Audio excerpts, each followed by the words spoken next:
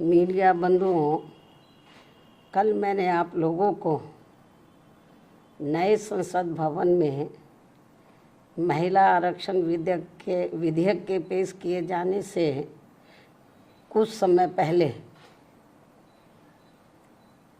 इस आने वाले विधेयक के संबंध में संभावनाओं के आधार पर जो कुछ भी संदेह जताते हुए कहा था, तो वे काफ़ी कुछ इस बिल के पेश किए जाने के बाद सही साबित हुए हैं। क्योंकि इस महिला आरक्षण से संबंधित संविधान के 128वें संशोधन विधेयक 2023 के अंतर्गत देश में लोकसभा व राज्य विधानसभाओं में भी 33% महिलाओं को आरक्षण दिए जाने के कुछ प्रावधान इसमें इस प्रकार से बनाए गए हैं, जिसके तहत अगले काफ़ी वर्षों तक, अर्थात लगभग 15-16 वर्षों तक, यानी कि कई चुनाव तक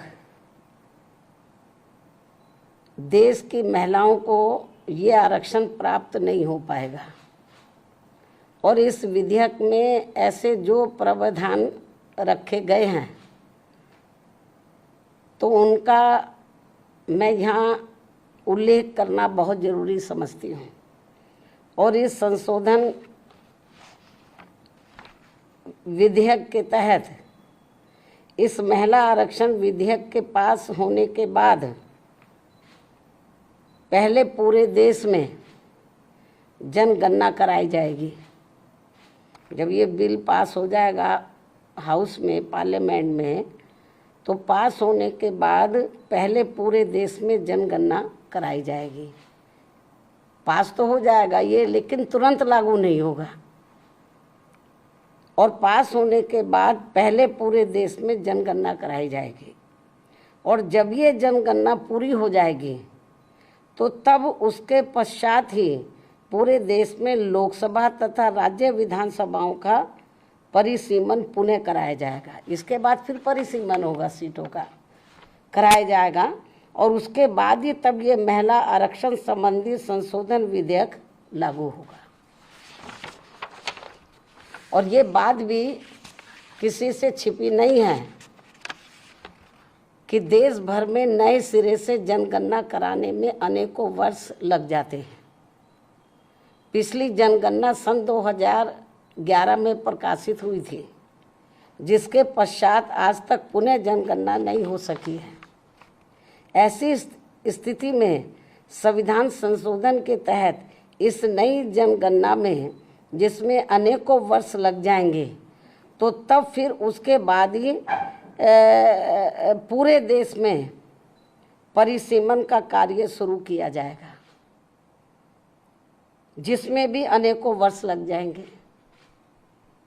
और इस परिसीमन के पश्चात ही तब फिर ये महिला आरक्षण विधेयक लागू होगा। जबकि 128वें संशोधन विधेयक की सीमा ही 15 वर्ष रखी गई है। इस प्रकार से ये स्पष्ट है कि ये संशोधन विधेयक वास्तव में महिलाओं को आरक्षण देने की साफ नीयत से नहीं लाया गया है, बल्कि आने वाली विधानसभाओं तथा लोकसभा के चुनावों में देश की भोली भाली महिलाओं को ये प्रलोभन देकर व उनकी आंखों में धूल झोंककर उनका वोट हासिल करने की नीयत से ही लाया गया है। इसके सिवाय कुछ भी नहीं है। जैसा कि इसमें कंडीशंस रखी गई हैं, इसको लागू करने से पहले जो शर्तें रखी गई हैं। और यदि ऐसा नहीं है, ये कहते हैं ऐसा नहीं है, और यदि ऐसा नहीं है, तो फिर हमारी पार्टी सरकार से ये भी अनुरोध करती है कि सरकार इस विधेयक में से या तो इन दोनों प्रावधानों को निकाले या फिर कुछ ऐसे उपाय तलाशे जिससे इस विधेयक के तहत महिलाओं को जल्दी आरक्षण का लाभ मिल जाए। इसके साथ साथ यहाँ मैं इस बात की भी केंद्र सरकार से पुनः ये अपील करती हूँ कि 33% महिलाओं के आरक्षण के अंतर्गत SC ST को जो आरक्षण दिया जाए तो उसे वर्तमान में लागू आरक्षण के अतिरिक्त दिया जाए। यानी कि जो पहले से इनको SC ST को जो आरक्षण मिल रहा है तो जो इनको 33% SC ST की महिलाओं को जो आरक्षण देना है, तो अभी तक क्या इसमें व्यवस्था है कि जो पहले से इनको SC ST को मिल रहा है तो उसमें से 33% इनको दिया जाए महिलाओं को, और उसको 33% में जो अब लाया जा रहा है, इंक्लूड किया जा रहा है, इससे हमारी पार्टी सहमत नहीं है। बल्कि इनको ये आरक्षण अलग से दिया जाना चाहिए, 33% में दिया जाना चाहिए। इसके साथ ही देश की OBC वर्गों की महिलाओं का भी इस महिला आरक्षण विधेयक में अलग से आरक्षण का कोटा सुनिश्चित किया जाना चाहिए। जो सामान्य वर्गों की महिलाओं की तुलना में ये अभी भी काफ़ी पिछड़ी हुई है, और यदि इन सभी वर्गों की महिलाओं के आरक्षण के मामले में यानी कि SC ST और OBC की महिलाओं के आरक्षण के मामले में मेरी इस अपील पर सरकार अमल नहीं करती है, तो भी हमारी पार्टी इस बिल का इस खास बात को ध्यान में रखकर समर्थन करती है कि देश में पुरुषों की तुलना में सर्व समाज की महिलाएं अभी भी काफ़ी पिछड़ी हुई हैं। ये वीकर सेक्शन की तो पिछड़ी हैं, लेकिन पुरुषों की तुलना में जो सामान्य महिलाएं वो भी काफ़ी पिछड़ी हैं।